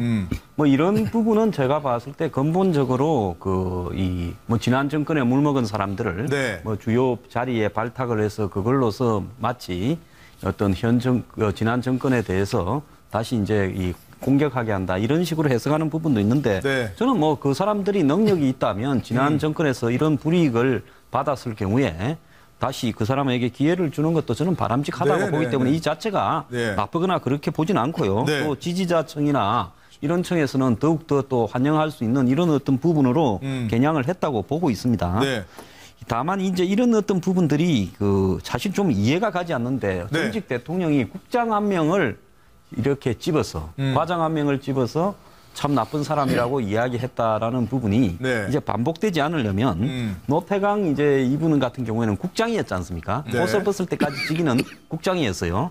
국장이면 보통 2급 아니면 3급, 2급 국장인데 근데 이제 이번에 보면 차관이 됐지 않습니까? 그런데 이제 퇴직했다가 차관을 시켰기 때문에 뭐 진급에 있어서 별 문제는 없습니다. 그런데 내부적으로 보면 얼마 전에 이제 옷을 벗었는데 국장에서 차관으로 이제 2등급 승진한 거 아니냐 이렇게 바라보는 시각도 있는데요. 이렇게 해서 간분들은 남들보다 한 2배 정도는 잘해야 본인이 옛날에 당했던 일들이 그것이 피해였다. 어떤 정치적인 어떤 압력이었다라고 입증할 수 있는 정당성이 더 생길 수 있다. 확실한 역량을 보여야 한다 그런 거겠죠. 한마디만 더 보태면요. 은혜는 바위의 색이고 원수는 모래의 색이라는 말이 있어요. 모래의 색이란 말도 모래의 색이면 그냥 흘러가잖아요. 그러니까 노태강 차관이 차관된 건 축하하지만 윤석열 지검장과 똑같이 은원 관계가 많잖아요. 그거를 극복해서 한 단계 뛰어넘어야 된다 이거죠. 지금 문재인 정권이 어떻게 보면 딜레마가 그거잖아요. 적폐청산을 얘기했지만 적폐청산 세력과 손을 잡지 않으면 개혁을 못하는 거. 그리고 노무현 대통령을 존경하지만 노무현을 극복해야 되는 거. 또 문재인 대통령을 지지해줬던 민노총이나 전교조나 이런 세력들하고도 필요하다면 등을 돌려야 되는 그런 딜레마. 그러니까 국민을 위해서 한 단계 더 높이 뛰어넘는 그런 게 좀 필요하다 이런 생각이 듭니다. 뭐 지금 말씀하신 대로 과거 앙금은 좀 흘려보내고 정말 이분들이 역량이 있는 사람이었다 하는 그런 증거를 이제 보여야 되겠죠. 조금 다른 얘기 또 넘어가 보도록 하죠. 자, 이번 주부터 또 내일부터 이제 청문회 2라운드 전국이 시작됩니다. 그런데 이분들은 별로 어려움이 없을 것 같다 생각이 듭니다. 왜냐하면 의원들이기 때문에 그렇습니다. 한번 좀 관련 내용 들어보시고 돌아오시죠. 어제 4명의 민주당 현역 의원이 입각 발표가 있었습니다. 문재인 정부의 계속되는 인사 실패를 물타기하거나 또는 국면 전환 의도가 아니었기를 저는 바라고 있습니다. 또한 현역 의원 장관 지명자라 하더라도 국민들은 엄정한 청문회를 요구하고 있습니다. 청문위원들은 이번 인사청문회에서 5대 비리 외에도 후보들의 역량과 자질, 도덕성을 날카롭게 검증해야 합니다. 뭐 날카롭게 검증하겠다고 하지만 동료의식을 좀 발휘하겠죠. 그래서 저희들이 인사청문회가 2000년도에 도입된 이후에 어느 정부를 막론하고 인사청문회에서 현역 의원이 25분 정도가 인사청문회를 했는데 100% 통과됐다는 거예요. 그래서 그런 부분 때문에 이거는 국회 제19 감사기가 또다시 이렇게 되지 않겠나 이런 이야기를 하는데 어쨌든 간에 현역 의원들은 도종환 의원이 재선이고 나머지는 3선 이상이잖아요. 이분들은 기본적으로 선거를 통해서 그리고 이 재산 공개를 통해서 이미 국민적 검증을 받았다 하는 부분들이 있습니다. 일찍이 공인으로서 선출직 공인으로서 쭉 있었기 때문에 여러 문제에 대해서 이 사회적인 또 국가적인 어떤 검증을 받았다 이런 부분들이 있는데 이번에 아마 야당이 굉장히 좀 한편으로는 제대로 하겠다 하는 그거를 나타내잖아요. 국민들이 볼 때도 제19 감사기 출신이 차원이 아니라 정말 드러난 어떤 정책 능력과 업무 적합성 이런 부분에 대해서 제대로 된 검증을 하기를 아마 기대하고 있을 겁니다. 근데 김현미 다른 의원도 마찬가지겠지만 바로 옆자리들 의정 활동했고 또 김현미 후보자 같은 경우는 예결특위위원장 했잖아요. 그렇죠. 신세진 의원들이 많잖아요, 이게. 그렇죠. 그거 예산 배정하고 제대로 검증 되겠습니까? 그렇죠. 그리고 이분들은 국회의원들은 지역 구민들을 관리하고 그동안에 많은 검증을 받았기 때문에 비교적 제가 보기에는 제야에서 발굴한 사람보다는 비교적 좀 깨끗하지 않느냐, 흠잡을 게 많지 않지 않느냐, 이런 생각이 들고요. 또 가장 큰 거는 지금 장관이 18명이거든요. 국무회의 하려면. 그러니까 그 18명의 배로 선단이 지금 항구에서 출발해야 되는데 문재인 선단이 지금 선장을 지금 못 구하고 있잖아요. 출항도 못 하고 출항도 못 하고 있고 출항도 안 했는데 앞에 빙하가 큰 게 가로막혀서 꼼짝달싹 못 하고 있잖아요. 그러니까 국회의원들이고 뭐고 좀 가급적이면 빨리 좀 해서 그렇게 큰 하자가 없으면 진짜 출항이나 하고 나중에 흔들어 내더라도 좀 해야지 이거는 아니다 이런 생각이 듭니다. 이 후유증이 정기국회까지도 저는 가능성이 상당히 있어서 작년 10월부터 우리가 국정 제대로 못했잖아요. 그러니까 벌써 10달이 다 돼갑니다. 그렇습니다. 이건 큰 문제가 아닐 수 없습니다. 근데 어쨌든 문재인 대통령이 초반 인사의 어려움을 뚫기 위해서 현역 의원 좀 그래도 청문회 통과가 비교적 쉽다고 판단되는 의원 지명 아니냐 이런 생각이 들기도 하는데 어떻게 보세요? 그러면 좀 바람직하지 않다는 것도 있어요. 의원 내각제도 아닌데. 또 솔직히 장관이 되면 국회 그 활동에 참가를 잘 못하고 표결 같은 데도 잘 못 들어가는 장관직만 수행하더라도 힘든 부분이 있거든요. 그러면 국회직 4개 정도가 사실상 활동이 정지되는 이런 부분이 있는데 그것이 바람직하지는 저는 않다고 봅니다. 그리고 국회가요. 아무리 국회의원이라 출신이라도 끼리끼리 해서 통과시키자 가는 부분은 저는 문제가 있다고 봅니다. 이번에 그 촛불 정신이 뭡니까? 박근혜 전 대통령이 이 부패와 관련한 의혹이 있다라는 부분을 가지고 탄핵을 했고 지금 구치소에까지 있는데 재판받고 있지 않습니까? 그런데 국회의원이라고 해서 무조건 통과돼야 되냐? 저는 이 선출직들이요. 임명직보다도 더 문제가 있을 수 있다고 봅니다. 공무원들보다도. 왜 그런가 하면 공무원들은 항상 언제 자기가 이렇게 검증을 받을지 모르기 때문에 굉장히 조심을 하는데요. 선출직은 내가 선거에서 뽑혔는데 이러면서 좀 막사로운 부분이 더 있을 수 있어요. 그런데 이제 그런 부분들 중에서 저분들은 좀 그래도 반듯한 부분들이다. 이런 생각을 하는데 저분들을 이렇게 임명한 또 다른 이유 중에 하나는 내년에 지방자치제 선거를 겨냥해서 각 지역별로 안배를 해서 지자체에 출마시킬 분들이다라는 이야기도 지금 오고 있거든요. 그런 어떤 부분으로 봤을 때 야당이 그렇다고 옛날처럼 무조건 통과시키자라고는 나오지 않을 것 같다. 현재 분위기로는.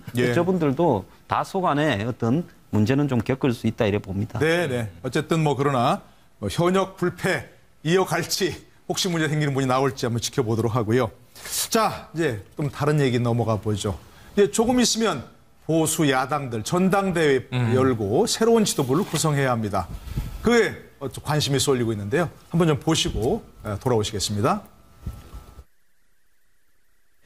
저 김영우는 오늘 비장한 심정으로 자랑스러운 바른정당의 당대표 경선에 출마를 선언합니다.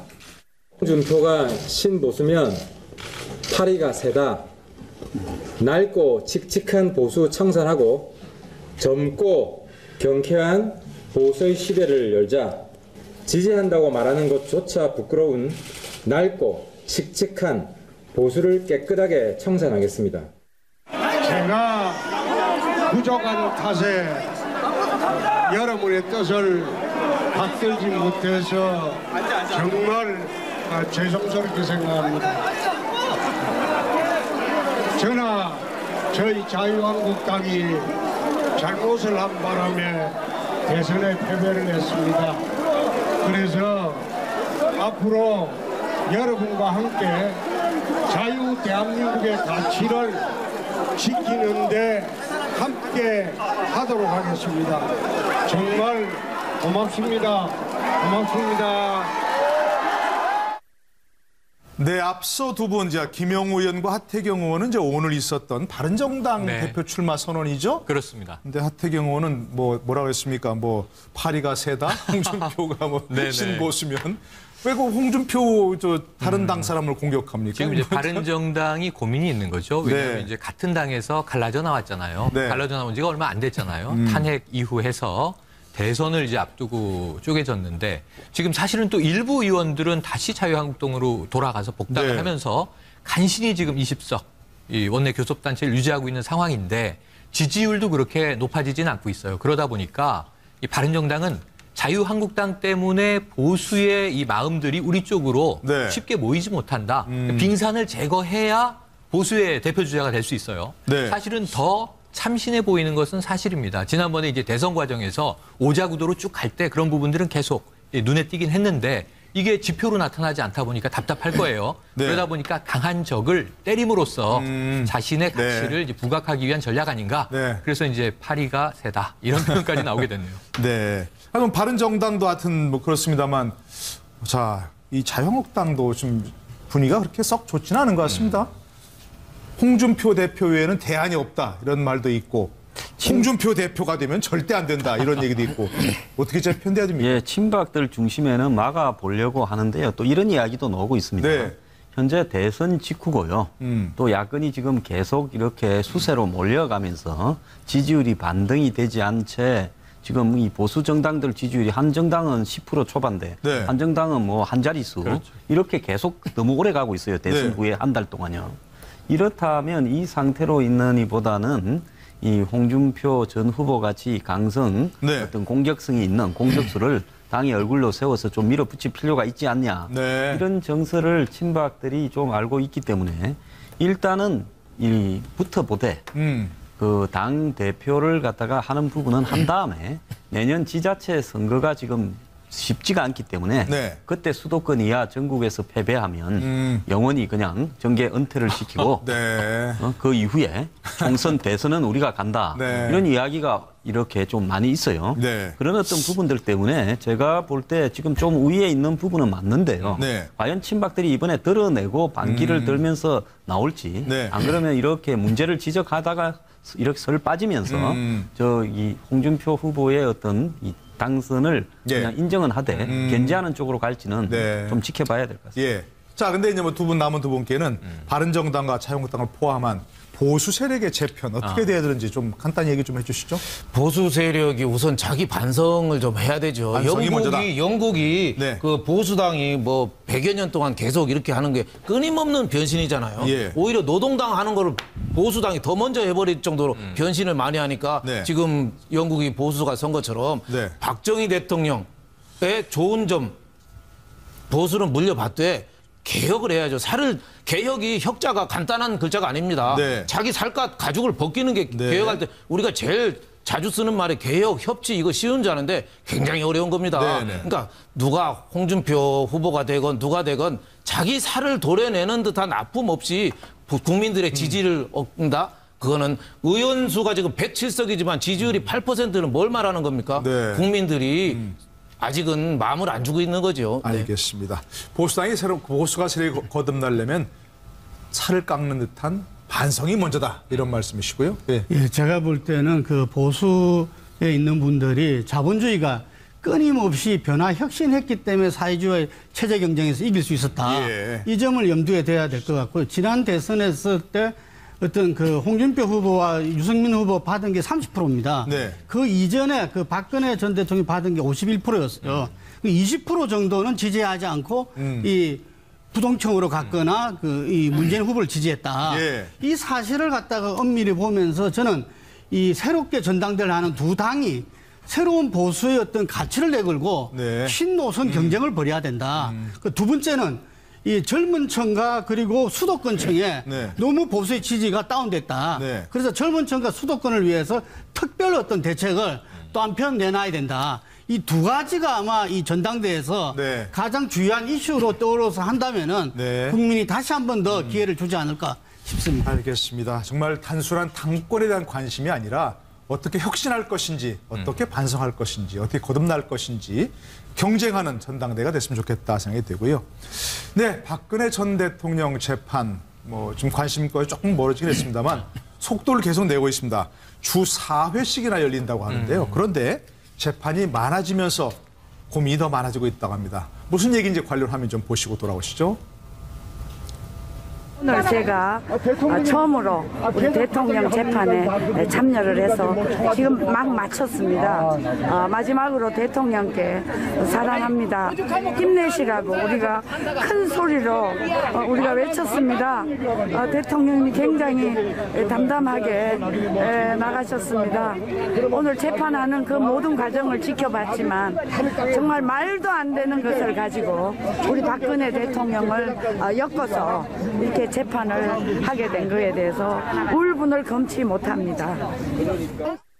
잠시호처럼 구속 만료로 나오겠다는 그런 전략이죠. 4월 17일 날 박근혜 전 대통령이 구속되었는데 6개월 만료되는 시점이 10월 16일이거든요. 이때 나오려고 하는 거예요. 그래서 지금 현재 모든 혐의를 부인하는 작전, 그다음에 정인이 430명이에요. 그렇죠. 천천히 가자 이거죠. 그래서 10월 16일 날 장시호처럼 나오겠다는 것이고요.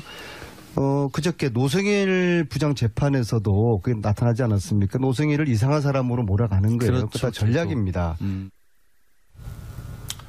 자, 뭐 주 4회 재판이 열린다고 하는데 물리적으로도 쉽지 않겠어요, 그렇죠? 그리고 아까 본 것처럼 지지자들이 막 몰려 들어가지고 이게 좀 방청석 정리도 쉽지 않다고 그러는데. 근데 재판부가 그럼 좀 이해가 가지 않는 부분이에요. 보통 재판에 가서 보면 재판부의 방청석에서 조금이라도 허투른 자세를 보이거나 뭐 소리를 내거나 하면 그건 뭐 완전히 나중에 감치까지 시켜버리지 않습니까? 그런데 그걸 통제를 못하고 있다고 한다면 그건 재판부의 문제라고 보고 있고요. 지금 확실하게 해야 된다. 시간 끌기로 가고 있다는 것은 분명한데 주 4회 재판으로 갔을 때 전체 재판이 부실해지면서요. 문제가 좀 생길 수가 있습니다. 너무나 강행군이 집중 심리를 한다 하더라도 이 재판은 제가 봤을 때 어쨌든 오래 갈 수밖에 없는 재판이다라는 부분을 인식을 하고요. 제가 볼 때 짚을 거는 짚으면서 아주 치밀하게 가야지 이 재판을 주 4회씩 하고 있다는 것은 좀 오히려 더 이 지금 국정농단 사건에 대한 명확한 어떤 처벌을 불명확하게 만들 소지가 많다고 봅니다. 최영일 평론가는 이렇게 재판이 주 4회 진행되는 것과 또 이제 뭐 방청석 통제 어려움이 있다고 하는 여러 가지 얘기가 나오고 있는데 그런 부분 어떻게 지금 뭐 이게 초유의 길을 가고 있는 재판이기 때문에 어쩔 수 없다고 봅니다. 이걸 다 물리적으로 통제하면서 가기엔 너무 어려운 거죠. 그리고 지금 보면은 이제 박 전 대통령에 대한 아직도 강고한 일부 지지자들이 방청석으로 많이 참여를 해서 이 재판에 거의 뭔가 개입하는 수준의 이제 이야기들이 흘러나오고 있어요. 이거 뭐 재판부가 알아서 질서를 유지할 부분으로 보여지는데 문제는 시간 싸움입니다. 10월 16일까지가 구속 만료 기간이기 때문에 10월 달까지. 그렇죠? 앞으로 한 4개월 남았어요. 그래도 재판은 이제 초입입니다. 딱 하나 문영표 전 복지부 장관, 홍한선 기금운용본부장 이 유죄로 실형 선고가 2년 6개월이 되면서 이게 박 전 대통령의 뇌물죄 입증에는 굉장히 적신호가 켜졌다. 박 전 대통령 입장에서 불리한 상황으로 접어들었다. 박 전 대통령 입장에서 그렇죠. 적신호가 켰다는 그래서 거죠? 이 변호인단의 좀 전략 수정이 필요해 보이는데 시간 지연 외에는 특별히 눈에 띄는 게 없습니다. 네, 알겠습니다. 이번 주에도 계속해서 정치권 소식 저희들이 주의 있게 지켜보고 잘 분석해서 시청자 여러분께 쉽게 전달해드리도록 하겠습니다. 함께해 주신 여러분 고맙습니다.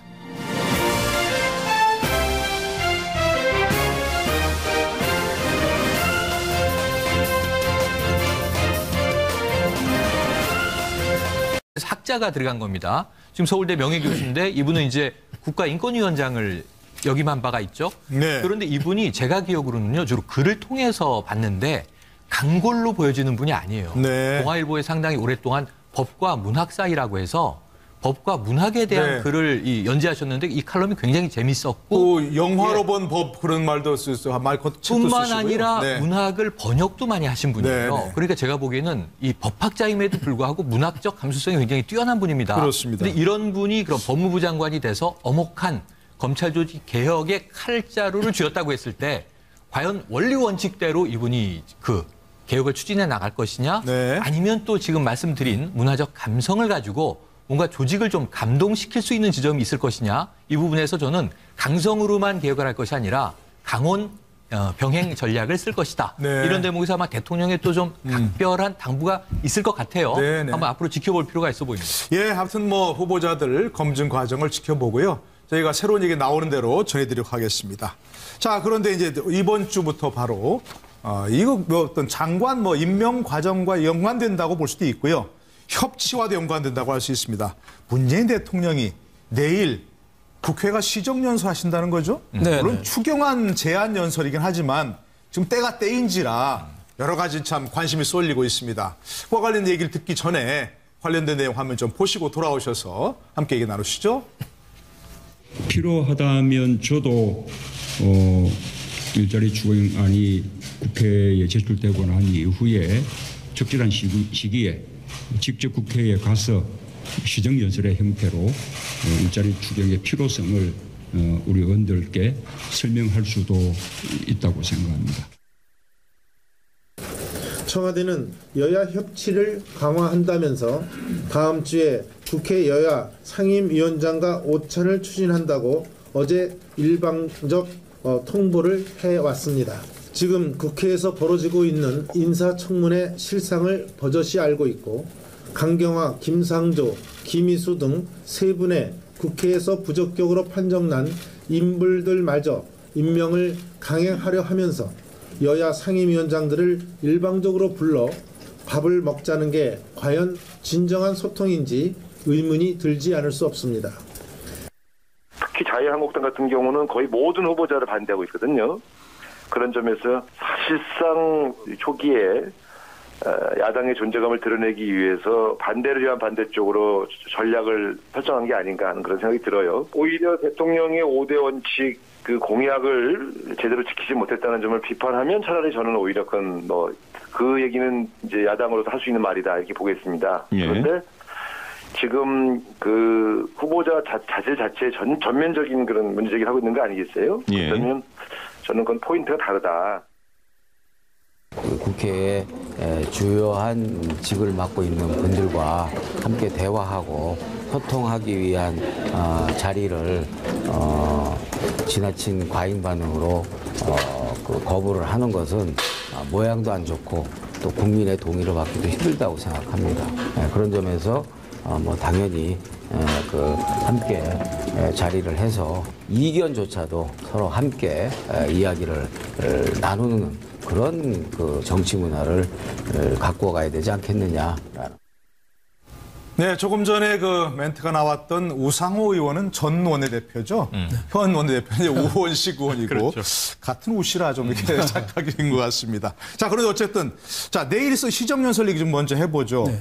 추경 관련해서 하는 얘기는 한 대통령이 직접 다 시정연설한 건 처음이라면서요. 그렇죠. 왜 네. 때가 때인지라 이게 추경 얘기만 하겠습니까? 네. 물론 추경도 지금 장관 인선도 쉽지 않고 네. 사실 추경도 쉽지 않습니다. 추경에 대해서 국민당도 지금 반대하고 야당이 다 반대하고 야당도 있죠. 반대하고 있고 또 공무원 일자리 12,000개 늘리려고 겨우 추경하느냐. 네. 민간 기업에서 일자리 늘려야지 이런 식으로 국민의당까지 반대하고 있으니까 쉽지 않아서 내일 시정 연설을 하면서 네. 취임 한 달여 만에 간 거는 여태까지 역대 대통령이 가장 빨리 국회를 간 겁니다. 예. 그래서 이제 단순한 추경은 이 일자리뿐만 아니라 경제 민주화의 중요한 수단이다. 네. 일자리가 곧 복지다. 6월 10일 날 그 민주항쟁 기념식 때 대통령이 얘기했잖아요. 네, 그러니까 네. 추경 예산 좀 빨리 좀 해줘라. 그거 하나 부탁이고 네. 진짜 또 더 급하게 하고 싶은 거는 그 장관 빨리 좀 해줘라. 네. 청문회 빨리 해줘라. 그러니까 오늘 어떻게 보면은 이 강원 양제 전략을 쓰고 있는 것 같아요. 강원 양제 전략. 왜 여태까지 4명 강경화 외교부 장관 네. 이름이 강경자가 들어가서 그런지 야당이 강경하게 반대를 합니다. 예. 그러니까 그 4명 때문에 4명 장관이 지금 어떻게 보면 오도 가도 지금 못한 상태예요. 네. 그러니까 오늘 5명을 더 그냥 지명을 해버렸어요. 네. 그래서 모든 사람 한꺼번에 넣어놓고 네. 와인샷에 좀 타결하자. 네. 좀 강한 기류죠. 네. 이렇게 계속 조금씩 끌려가다가는 9월 정기국회까지 이거 장관도 임명 못하겠다 말이지. 그러니까 강한 전략. 또 하나는 온건한 전략으로 예, 예. 저렇게 국회에 가서 예. 연설도 하면서. 있는데 인사 문제에서도 지금 전혀 부딪히지 않고 오늘 임명한 5사람입니까? 이분들은요 전부 예. 그 과거에 노무현 정권 때 이렇게 그때부터 같이 손을 맞춰오던 분들입니다. 네, 네. 그러니까 자기 정권의 색채를 더 강화했거든요. 자, 이런 속에서 지금 지지율이 80%가 넘어간다 이렇게 보고 있지만은 야당도 지금 지지율이 10% 초반대나 한 자리 숫자지만은 네. 야당의 입장에서는 어차피 선거 오래 남았기 때문에 앞으로 한 6개월 이상 지지율에 우리는 지금 문재인 정부가 아무리 높고 우리 지지가 아무리 낮더라도 거기에 끌려가지는 않겠다. 오히려 우리가 여기서 싸워야 네. 우리 지지가 회복된다. 야당은 지금 그렇게 생각을 하고 있어요. 네. 또 추경 예산을 바라보는 관점이 공무원을 이렇게 늘려가지고 나중에 뒷감당을 어떻게 하냐. 돈이 끝없이 들어가는 거 아니냐. 네. 또 채권 발행을 하지 않는다라고 이야기하지만 궁극적으로 박근혜 정부에서 담배값 인상 등으로 늘어난 세수를 가지고 하겠다는 거 아니냐. 이런 식으로 낭비적 추경은 대통령 취임 일종의 이 축하 예산 아니냐. 이런 네. 식으로 바라보는 시각도 있어요. 거기에 지금 사드를 갖다가 지금 이렇게 불이 질러져 있고 그 사드에 때문에 방미 때 야당 의원을 같이 동반한다 이렇게 이야기하지만 야당 입장에서는 그렇게 불을 질른 사람은 현 정부와 여건인데 왜 야당 의원을 방패막이로 데려가냐 이런 시각도 있단 말입니다. 네. 그렇기 때문에 야당으로서는요 당분간 대통령이 명분을 실제 행동으로 보여서 던지기 전에는 네. 야당이 지금 받기 어려운 상황일 거다 이렇게 봅니다. 네. 그러니까 구체적인 명분을 줘야는데 야당이 움직일 수 있는 명분을 줘야 한다 이런 말씀이시겠죠. 윤 대표께서는 혹시 좀 내일 좀 정말 이런 메시지를 좀 듣고 싶다, 보고 싶다 이런 조언을 좀 주시면? 저는 내일 그 대국민 사과 메시지는 안 할 가능성이 좀 높다고 봐요. 네. 왜냐하면 앞으로도 장관 후보를 6명 정도 더 내정을 해야 되거든요. 그렇죠. 지금 오늘 발표한 5분들도 그동안에 계속 늦춰져 왔던 게 여러 가지 시비가 좀 있었던 그렇죠. 거거든요. 검증을 더 발표할 때 하려고 하겠습니까? 음주운전도 있고 뭐 네. 위장 전입도 있고 또 오늘 얘기 안 나온 사람 중에서도 몇몇 하자가 있다고 있겠죠. 좀 소문이 예. 좀 있었거든요. 네. 그래서 6명 장관을 저는 빨리 어떻게 보면 내놓고 사과를 하더라도 완샷에 나중에 하지 않겠느냐. 네. 나중에 일괄 타결해야지. 네. 지금 이거는 하나하나 하다 보면 예. 어떻게 보면 지금 강경화 일병 구하기거든요. 지금. 네, 네. 예, 강경화 외교부 장관만 철회하면은 다른 분들은 지금 김희수 헌재 소장이나 또 저기 김상조 공정거래위원장은 사실 타결될 가능성이 많아요. 네. 근데 지금 국민의당도 지금 반대를 하고 있거든요. 강경화 외교부 장관 네, 그건 후보자가 나중에 얘기하시고 예. 내일 좀 포커스를 맞춰주시면. 네, 그러니까 저는 그렇다 치고 아예 얘기해. 여기 대해서는 예. 그냥 시정연설에는 거의 그냥 예. 개괄적인 얘기만 하고 네. 어떻게 장관 내정에 대해서는 구체적으로 얘기를 안 하고 따로 만났을 때 좀 협조를 요청하는 식으로 하지 않겠느냐. 예. 그래서 저는 내일 시정연설은 이 추경 예산에만 집중할 것 같다. 저는 이런 생각이 듭니다. 예. 그리고 따로 원내대표나 국회 야당 대표를 만나서 네. 거기서 좀 협조 좀 구하는 그런 식이 되지 않을까 예, 싶습니다. 예. 내일 야당 대표들을 뭐 또 따로 면담을 하신다고 하는데 그럼 야당 대표들 갈까요? 지금 상임위원장단 오찬하는데 아까 이제 잠깐 우리가 정우택 그 사회한국당 원내대표 얘기를 들었습니다만 안 가겠다는 거 아닙니까? 밥 먹으러도. 근데 내일은 어떻게 같이 만나서 할까요? 예. 상임위원장 모찬에는 좀 가는 게 좋을까? 어떻게 보십니까? 예, 그거하고는 좀 다르죠. 청와대 가는 거하고 예. 국회에 대통령이 왔는데 예. 국회의장실에서 예. 예를 들면은 이렇게 국회의장과 함께 원내대표 회동을 하는 것은 그거는 다른 다를까요? 차원이라서 네. 아마 내일은 만나시고. 정우택 원내대표도 내일은 참석하실 거다. 네. 저는 이렇게 보고요. 그리고 이 지금 자유한국당에서 상임위원장들 이렇게 대통령과 해당 부분에 뭐 들러리 설 수 없다. 네. 다들 안 가겠다고 한다. 이렇게 이야기했는데 제가 볼 때는 우리가 전쟁 중에도 협상을 하잖아요. 네네. 그렇기 때문에 그 대통령과 이전에 보면은 박근혜 전 대통령 때 소통이 안 된다고 난리였잖아요. 네네. 또 대통령이 보자고 그러면은 야당 대표든 야당 상임위원장이든 자주 보는 게 좋습니다. 예, 예. 자주 보고 그 자리에서 분명하게 야당의 입장과 그 본인들이 주장을 갖다가 이야기를 하시고 글쎄 말이에요. 그냥 밥만 먹고 이렇게 사진만 찍고 오는 게 아니라 그게 분명히 야당과 또 야당을 지지하는 국민의 목소리를 갖다가 네. 대통령한테 전달하고 그 속에서 대통령이 또 입장 변화도 일어날 수 있는 거고 그런 예, 거거든요. 그래서 예. 그런 부분을 예단을 해서 뭐 덜러리 사진 찍기 안 하겠다 네. 하는 것은 제가 볼 때는 좀 아니다 이렇게 생각합니다. 글쎄 하여튼 뭐 밥을 먹더라도 같이 지금 얘기하신 대로 네. 하고 싶은 말 뭐 충분히 하면 되지 않습니까? 그렇죠. 어떻게 지금 전체 상임위가 18개, 상임위원장이 88명인데 한국당, 자유한국당은 7개 상임위원회 차지하고 있다는 거예요? 예. 자유한국당 안 가면 사실 뭘 의미가 없는 거 아니에요, 이게? 근데 지금 이 자유한국당은 네. 사실은 인사로 이렇게 갔을 때는 국민의당이 왔다 갔다 하고 있고 네. 자유한국당만으로는 막을 수 없기 때문에 한 명 정도만 이렇게 정리하면 협조를 하는 이런 어떤 생각을 하고 있는데요. 여기에 이제 최근에 그 사드 문제가 부각이 많이 되었습니다. 근데 사드가 미국 쪽의 요인에 의해서 부각이 된 게 아니라 예. 한국 측의 요인에 의해서 청와대가 주도해서 사드 문제를 굉장히 부각을 시켰어요. 현재 야당의 입장으로 봤을 때는 예. 어떤 이 안보 이런 부분이 자기들을 봐야 된다. 네. 이분은 지금까지 우리 국방부 장관이 거의 육사 출신이 다 해왔습니다. 그렇죠. 그리고 국방부 자체를 갖다가 육사 출신들이 장악해 왔고요. 육군이 주로 됐죠. 예. 그런 부분에서 이제 해군 해사 출신인 송영부 전 해군 참모총장 출신을 갖다가 후보자로 지금 이제 임명했는데요. 이분이 아마 앞으로 국방 개혁이라든지 뭐 방산 비리 이런 부분에 더욱이나 이번 그 국방부 장관은 이 문재인 장관이 어떤 문민화, 국방 문민, 문재인 대통령이 국방부 문민화를 갖다 공약으로 내걸었잖아요. 또 그 부분 또 준비해야 되는 부분입니다. 더욱이나 지금 이번 월말에 예정돼 있는 그 한미 정상회담에서 사드라든지 방위비 분담이라든지 이런 문제를 실무적으로 지금 이제 총책임지고 준비를 해야 되는 부분이거든요. 그래서 그런 부분을 오랫동안 아마 문재인 캠프에서 국방안보 부분을 책임 맡았던 부분을 그 인선하지 않았나 보는데 앞으로 국방부 부분이 상당히 주목될 거라 봅니다. 네네.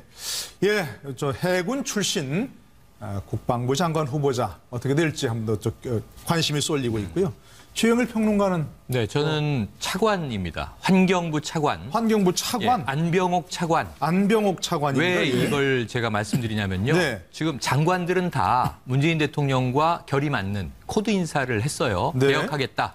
이 부분이 강한데 환경부 장관 후보를 보시면 김은경 지우 대표인데 참여정부 시절에 노무현 대통령의 지속발전 특보를 지냈어요. 청와대 비서관을 지냈죠. 비서관을 지냈습니다. 그러니까 이 분야에 있어서는 참여정부의 흐름을 승계한다. 이런 이미지인데 문제는 다 보시면 모든 장관 후보가 지금 인사청문회 난맥을 겪고 있지 않습니까? 그러다 보니까 차관은 정통 관료 출신이 하잖아요. 지금 한승희 국세청장 같은 분은 서울지방국세청장이었기 때문에 당연직으로 지금 승진을 하는 모양새예요. 그런데 이 한병옥 환경부 차관은 안병옥입니다. 네, 안병옥 지금 환경부 차관은 이분은 시민운동가 출신이에요. 그러니까 이 환경운동연합의 사무총장 출신이에요. 그러니까 장차관을 모두 다 어찌 보면 굉장히 급진적인 환경주의자들로 채운 거예요. 그래서 제가 오늘 인선을 보면서는 문재인 정부가 환경 정책은 상당히 좀 기존의 흐름에 비해서는 급진적으로 가겠다.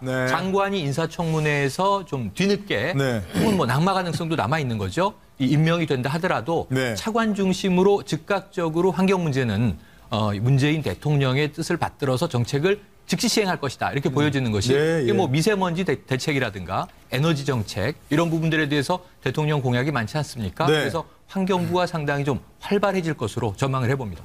환경부에 좀 힘이 실릴 것 같다 이런 말씀이신데 자 아까 우리 황장수 장 잠깐 지적하셨습니다만은 오늘 인사 발표하면서 조대엽 노동부 장관 후보자 음주운전 전력이 있다. 또 송영무 국방부 장관 후보자는 위장 전입 사실이 있다. 이렇게 함께 발표했습니다.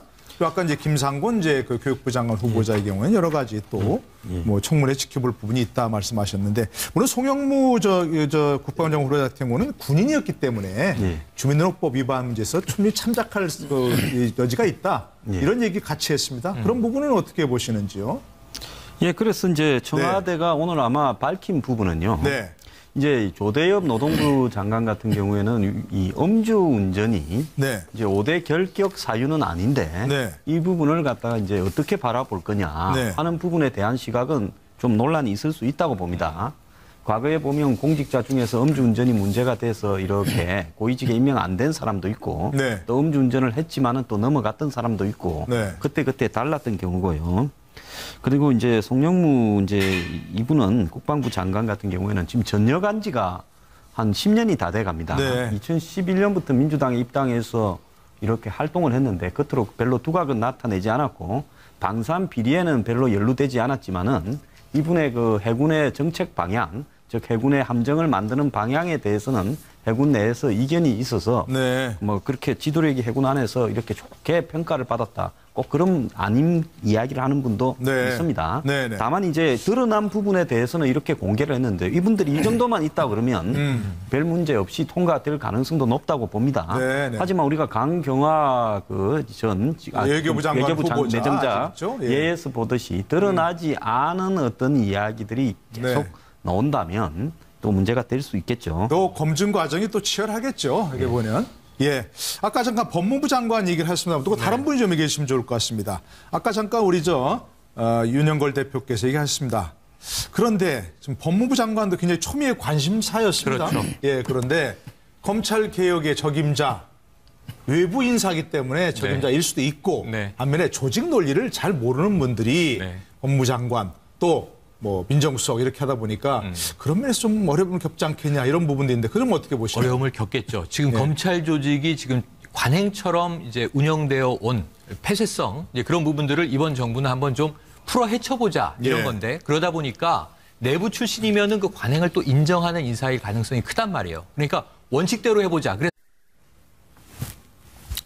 시청자 여러분 안녕하십니까? 6월 11일 일요일 시사 스페셜 노동일입니다. 예, 오늘 일요일입니다만은 장관 지명 등 청와대와 또 정치권 바쁘게 움직이고 있습니다. 오늘 일요일 시사 스페셜 네 분의 전문가와 함께하겠습니다. 네, 왼쪽부터 소개해드리죠. 황장수 미래경영연구소 소장, 윤영걸 전 매경닷컴 대표, 김능국 폴리뉴스 대표, 최영일 시사평론가 이렇게 네 분 함께하십니다. 어서 오십시오. 안녕하세요. 네, 반갑습니다. 네, 지난달 말에 장관 후보자 4명 발표한 이후에 조용히 있었죠. 청와대 장관 지명 소식입니다. 오늘 조금 전 5명의 장관 후보자를 발표했습니다. 먼저 발표 내용 들어보시고 돌아오시죠. 교육부 장관 김상곤 전 경기도 교육감, 법무부 장관 안경환 현 서울대 명예교수, 국방부 장관 송영무 현 건양대학교 석좌 교수, 환경부 장관 김은경 현 지속가능센터 지우 대표, 고용노동부 장관 조대엽 현 고려대 노동대학 원장입니다. 네, 지금 들어보셨습니다마는 부총리 겸 교육부 장관 후보자 김상곤 전 경기교육감 등 5명의 장관 후보자를 발표했습니다. 법무부 장관 후보자의 안경환 전 인권위원장, 국방부 장관 후보자의 송영무 전 해군참모총장, 환경부 장관 후보자 김은경 지속가능센터 지우 대표, 노동부 장관 후보자 조대엽 고려대 노동대학원 원장 등입니다. 자, 우리 패널께 한 가지 여쭤보고 싶은 것. 오늘 발표된 후보다 중에서 가장 눈에 띄는 후보 누구신지 한번 생각해 보시고요. 왜 그런지도 한 번씩 좀 얘기를 해주시면 좋을 것 같습니다. 먼저 황장수 소장께 여쭤볼까요? 예. 저는 그 김상곤 이 교육부 장관 겸 부총리가 눈에 띈다 봅니다. 김상곤 전 경기교육감이죠. 임명할 것이다라는 이야기가 파다하게 나왔죠. 하마평은 있었습니다. 한신대 교수 출신으로 민교협 의장도 했고 제야의 교수계에서 쭉 활동해오던 분인데 2009년부터 2014년까지 경기도 교육감을 했죠.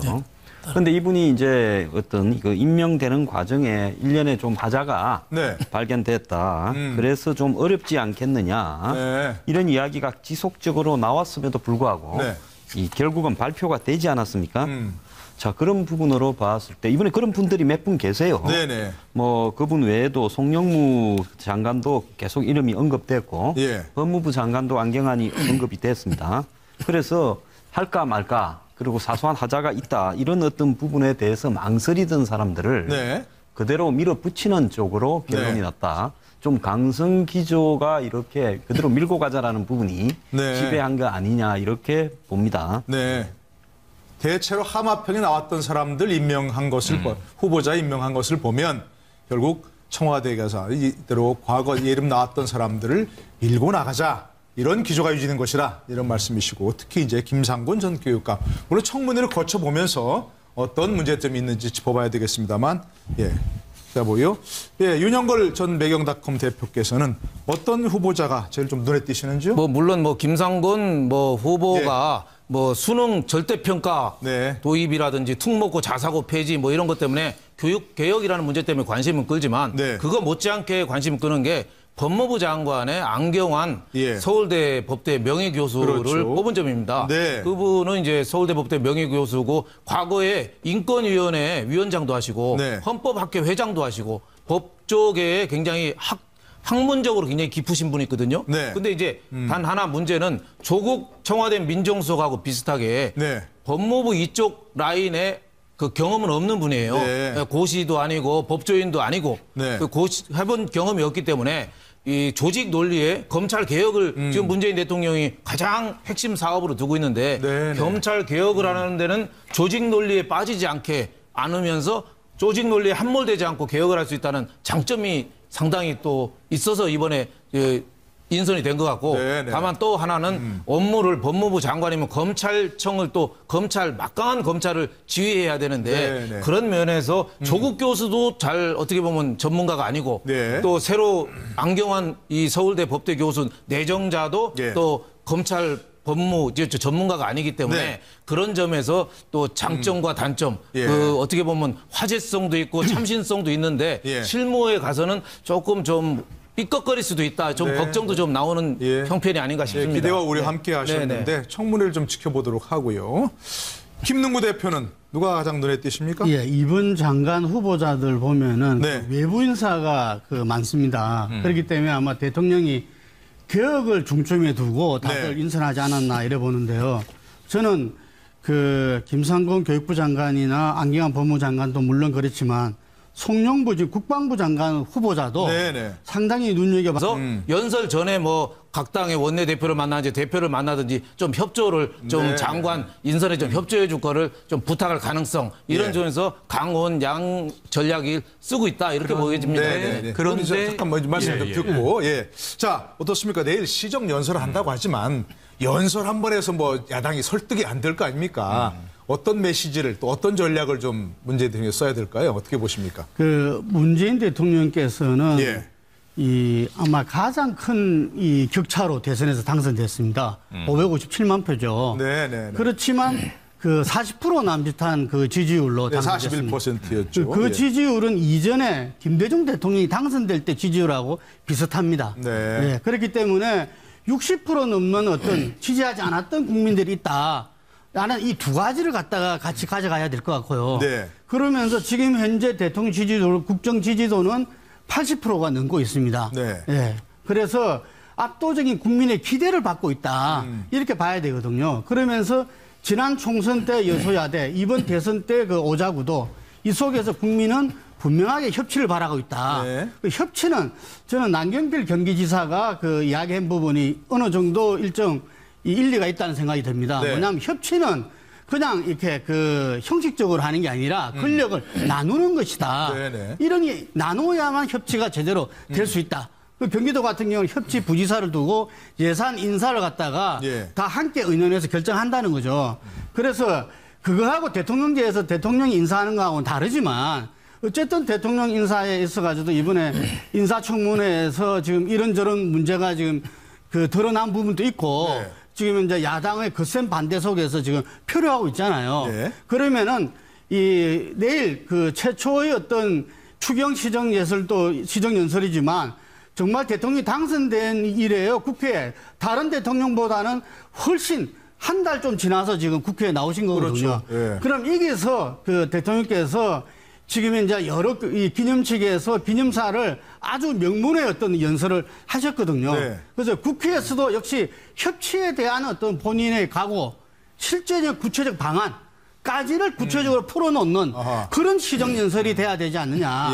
그래서 그 시정연설 이후에 국회의장과 함께 여야 대표들을 만나서 이번 청문회에 관해서 협조, 그리고 거기에서 만약에 양보할 게 있으면은 양보를 하고 이렇게 해서 한 타례를 저는 풀어나가야 된다. 그런 모습을 보여주셔야 내일 나오는 것이 의미가 있지. 그렇지 않으면 오히려 더 냉각할 수 있다 이런 봅니다. 대통합과 협치에 관한 구체적 방안을 내놓으신다 이런 말씀이신데 아까 뭐 좀 중요한 얘기 하실 거 있은 것 그렇죠. 내일 시정연설의 이 평론가적인 예견인데요. 이 문재인 대통령은 국면 전환을 위해서 구구한 이야기를 해봐야 내일 이제 여야 갈등만 시끌시끌할 거고요. 한 가지 카드를 딱 던질 가능성이 있습니다. 어떤 카드? 대국민 사과입니다. 처음에 4명 후보를 내놨을 때 야당은 사과하시오 그랬거든요.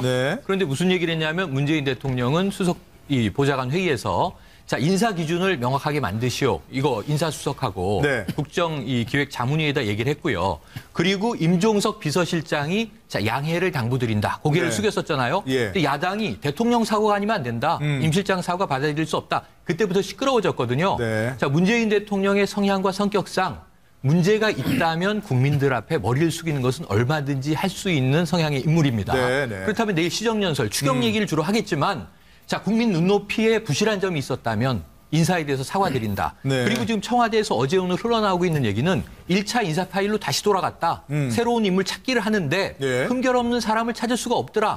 그렇다면 흠결이 있더라도 능력 중심으로 써야겠다. 네. 하고 다시 이제 처음에 제껴놨던 파일들을 다시 보고 있다는 거 아니에요? 네. 그래서 지금 인사가 나오고 있는 거예요. 그럼 네. 내일 대통령은 자, 실제로 진행해보니 문제가 있습니다. 네. 근데 이 부분에 대해서 제가 이 후보 시절에 얘기했던 공약을 철저히 지키지 못한 것은 사과드린다. 네. 하지만 이것을 폐기하지 않고 앞으로 지켜나가기 위한 노력은 계속 할 텐데 네. 우리 모두 이 정치인들을 포함해서 공직자가 함께 자기 성찰, 자기 검증, 자기 관리를 해야 될 숙제가 아니겠습니까? 네네. 저 대통령인 저는 국민들 앞에 사과할 테니까 인사 문제에 대해서 그럼 정치인 여러분 모두 함께 맑은 사회를 위해서 나갑시다. 이런 정도가 연설이 나오고요. 지금 저는 묶어서 한번 사과를 할 거라는 예상을 했었는데 네. 지금 17명 내지 18명의 장관 후보 중에 오늘로 11명이 발표가 됐거든요. 네. 그렇다면 이 중간을 넘어갔으니까 한 번쯤 대통령이 이것을 끊어주는 그런 발언은 필요해 보인다는 생각입니다. 예.